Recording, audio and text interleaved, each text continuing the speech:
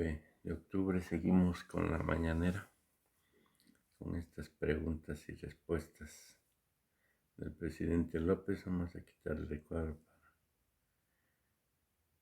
que se pueda mirar. Y enfermeras y enfermeros y quienes se han dedicado a la vacunación durante muchos años, todos juntos, todos, marinos, soldados, vamos a integrar las brigadas para llevar a cabo la vacunación lo más pronto posible. Entonces, vamos a seguir trabajando en eso. Anoche nos reunimos, mañana también. Yo ya tomé la decisión de que no voy a salir del fin de año, nos vamos a quedar aquí. Ya no vamos a salir, porque estamos ampliando el número de camas y equipando hospitales en la Ciudad de México para atender enfermos. Tenemos disponibilidad, pero no queremos confiarnos. Queremos estar seguros y garantizar que nadie se quede sin camas, sin equipos, sin médicos, sin atención. Entonces vamos a quedarnos en eso. Aprovecho también para hacer un llamado a los médicos, a las enfermeras, héroes, heroínas nacionales, los que puedan venir a ayudar voluntariamente a la Ciudad de México, como ya lo están haciendo del Seguro Social y de otras instituciones, de hospitales del INSABI, en estados donde ya hay más control de la pandemia, donde ya no tienen una situación de emergencia y que puedan venir a ayudarnos, ayudar a salvar vidas a la Ciudad de México, esto de manera voluntaria, para seguir expresando la solidaridad, el humanismo que caracteriza a todos los trabajadores del sector salud. Bienvenidos, porque se requieren de más médicos y también el relevo, porque hay mucho cansancio, ya hay mucha fatiga de los que desde hace muchos meses están trabajando en los hospitales. Gracias, presidente. En un segundo tema, el asunto de ayer, la afectación por el apagón que hubo en varias partes del país, se hablaba de una afectación a más de 10 una afectación importante a nivel nacional. Ayer ya lo decía Manuel Bartlett, pero preguntarle, más de 10 millones de personas, preguntarle si tienen informe, hay temor de la población de que esto pueda volver a suceder, sobre todo en las condiciones que se está trabajando ahora el home office y las condiciones que se tiene por la pandemia. ¿Qué informe le da Manuel Bartlett en torno a el temor que se tiene de que esto no se vuelva a dar, o al menos no frecuentemente? Gracias. No se va a repetir, fue un desbalance, de acuerdo a lo que expresaron los técnicos, salieron de operación unas plantas y esto generó un descontrol en todo el sistema eléctrico, porque está totalmente intercomunicado el sistema eléctrico, es una red nacional. Entonces, cuando hay una falla, afecta no solo a un estado, sino a estados vecinos. Hay una falla, afecta no solo a un estado, sino a estados vecinos, como sucedió, y hay también sistemas de seguridad para no causar daños al sistema eléctrico. En automático entran estos sistemas de seguridad, fue lo que sucedió, por eso pues fue amplia la región, o mejor dicho, los estados, fueron varios estados, 12 estados que se quedaron sin energía eléctrica. Afortunadamente, en muy poco tiempo, en 2 horas, se restableció el servicio. Yo quiero pues hacer un reconocimiento a los técnicos de la Comisión Federal de Electricidad, los trabajadores son muy buenos, son de lo mejor. Entonces, van a presentar un informe el día de hoy sobre las causas que ocasionaron este apagón en 12 estados, a qué se debió, y contestar la pregunta si va a seguir sucediendo. Yo puedo adelantar que no. Tenemos un buen servicio de energía eléctrica. Se está rescatando a la Comisión Federal de Electricidad. Claro, cuando pasan estas cosas, los que están a favor de la privatización, los que querían desaparecer a la Comisión Federal de Electricidad para quedarse con el mercado de la industria eléctrica y hacer jugosos negocios, cobrando muy cara la energía eléctrica, pues ellos van a decir que no funciona la Comisión Federal de Electricidad, lo que han hecho siempre, cada vez que van o iban a privatizar, porque eso ya se terminó, decían que era muy malo el servicio. Así empezaron cuando iban a privatizar Teléfonos de México, diciendo que era malísimo el servicio de Teléfonos de México. Fueron preparando el terreno y luego entregaron Teléfonos de México. Entonces, hay siempre esa tentación, más ahora que nos hemos propuesto fortalecer a la Comisión Federal de Electricidad y a Pemex, que son dos empresas públicas esenciales. Si se privatiza la industria eléctrica por completo, si hubiesen continuado cerrando plantas de la Comisión Federal de Electricidad y comprando la energía eléctrica a empresas particulares, sobre todo extranjeras, hubiese continuado aumentando el precio de la energía eléctrica, porque eso fue lo que sucedió durante todo el periodo neoliberal. Por eso necesitamos fortalecer a la Comisión Federal de Electricidad, que es una empresa pública, es una empresa de todos los mexicanos, para que así podamos garantizar que no aumente, como ha venido demostrándose, el precio de la energía eléctrica, ni el precio de las gasolinas, ni el precio del diésel, ni el precio del gas. Sí, ponemos orden y no hacen estos jugosos negocios al amparo del poder público, los que estaban acostumbrados a sacar provecho o medrar, ¿sí?, del presupuesto de la hacienda pública. Entonces, sí hubo esta falla, no se va a repetir y hoy se va a explicar muy bien de qué se trató y que tenga también la seguridad la gente que no va a volver a pasar y que la Comisión Federal de Electricidad es una empresa con trabajadores, con técnicos de primera, porque también cuando estaban iniciando el proceso de privatización de la industria eléctrica, empezaron con una campaña, yo no digo mentiras y no hay que olvidar, no hay que padecer de amnesia, empezaron con una campaña de que si no se privatizaba, si no se abría el mercado de la industria eléctrica, nos íbamos a quedar sin luz, nos íbamos a quedar sin energía eléctrica. Por lo mismo, era necesario abrir el mercado, que fue lo que hicieron.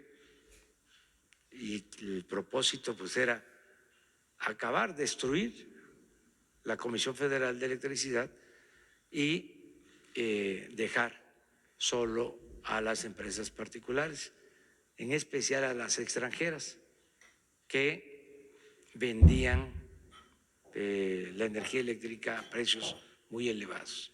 Eso es lo que puedo comentar. Gracias, Y finalmente, usted hablaba hace unos días de la coalición de la oposición, PRI-PAN-PRD, mencionaba que, bueno, pues finalmente se descubría, o bueno, se quitaban las máscaras y se mostraban cómo son. Sin embargo, bueno, pues también se da esta coalición entre Morena, el Partido del Trabajo y el Partido Verde. Preguntarle si usted considera que sí comparten principios o ideales estos partidos con el partido que, bueno, pues usted encabezó durante todo el movimiento desde su nacimiento, y si estaría de acuerdo, más bien si considera que sí comparten estos ideales y principios. Pues no me quiero meter en eso, no me corresponde. Yo lo que he dicho históricamente es de que se engañó mucho a la gente, haciendo creer de que eran distintos un partido y el otro. Y yo siempre dije que eran lo mismo, que la única diferencia que puede haber, te digo con todo respeto, no, mejor no lo digo, no me corresponde. Y se van a enojar mucho y yo quiero que se serenen, que terminemos el año en paz. ¿Este tipo de coaliciones con tal de mantener la mayoría en la Cámara? No me meto en eso, no me meto. Yo he hablado de cómo al final de cuentas los partidos que dominaron en el país durante mucho tiempo tenían dueño. O sea, hay un grupo, sigue existiendo, menguado, no en lo económico, sino en lo político, porque eran los que mandaban, y ya no sucede así en el país. Ese grupo oligarca utilizaba a un partido u a otro de acuerdo a lo que le convenía. Si un partido se desgastaba, recurría al otro para que se aparentara de que había cambios. Era lo que se llama gatopardismo. Eso que consiste en que las cosas en apariencia cambian para seguir igual. Ese truco lo usaron durante mucho tiempo. Ya en la última elección, aunque lo intentaron, les funcionó en el 2006, se unieron en contra nuestra. Un partido ayudó en el fraude al otro partido. Y luego en el 12,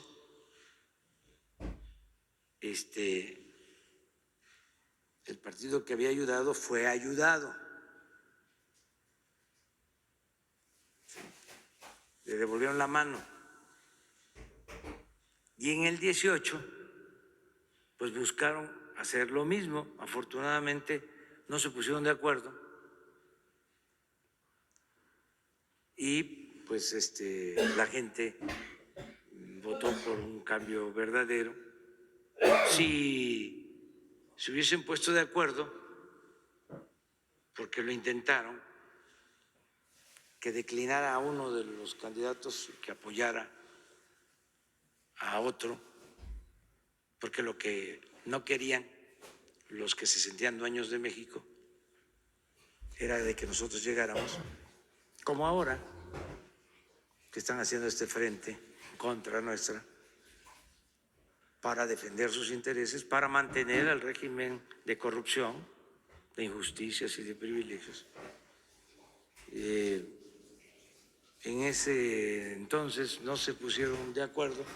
Si se hubiesen puesto de acuerdo, yo creo que les hubiésemos ganado, pero no con el margen que se ganó. Hubiera estado más difícil y hubiese habido más intervención del gobierno en la elección, si se hubiesen puesto de acuerdo, como hubo en el 2006, que todo el gobierno se dedicó a impedir que llegáramos. y no estoy Entiendo. levantando falsos. Hasta el presidente de ese entonces lo ha declarado, es público. Entonces, ahora, como se están llevando a cabo los cambios, porque pensaban que iba a ser más de lo mismo, como no se permite la corrupción, como no se permiten los lujos en el gobierno, como ya no pueden hacer los jugosos negocios que hacían al amparo del poder público, porque todavía voy a dar a conocer un informe Eso. de todos los robos que se cometían, los atracos, porque aunque parece increíble, llevo ya más de 2 años y todavía me estoy enterando de cosas, porque era todo el gobierno, no era nada más que hacían negocio en la compra de las medicinas, no, en los reclusorios. Imagínense que hacen un contrato para construir reclusorios. Construyen 10 reclusorios. O sea, se privatizan los reclusorios y en el contrato se establece de que el proveedor o contratista o la empresa que invierte y construye el reclusorio también va a dar el servicio de la vigilancia, que incluye las cámaras, y va a dar el servicio de alimentación para los reclusos, y lavandería, y el servicio médico, todo integral. Os de eso. Y el gobierno lo único que va a hacer es pagar, ¿sí?, una renta. El costo para el gobierno es el equivalente a mantener un hospital, un hotel de 5 estrellas, Ay, el costo, reclusorios de lo 5 que cuesta estrellas. mantener uno de estos reclusorios. Y se les paga el 100%, aunque no estén ocupados. Es más, empezó a pagarles antes de que hubiese un recluso, mes con mes. Hijos de eso. Entonces estamos revisando sus contratos. Pelona. Estamos hablando de miles de millones de pesos. Entonces, pero eso lo acabamos de revisar hace poco y tenemos que proceder, y ya di la instrucción de que se haga la revisión de los contratos, porque es un fraude. Pues ahí está, miren. Y siguen saliendo toda la podredumbre, la mierda que hacía Borolas y Peña Nieto con Fox. Increíble. Y ahí andan pidiendo tu voto. Ahora sí tomándose la foto. Como este animal que dice que la población general gana 40, 50 mil pesos, un sueldito. Es un hijo de... Siguen dándole el voto y se siguen tomando la foto con ese penitente. Bueno, aquí los dejo.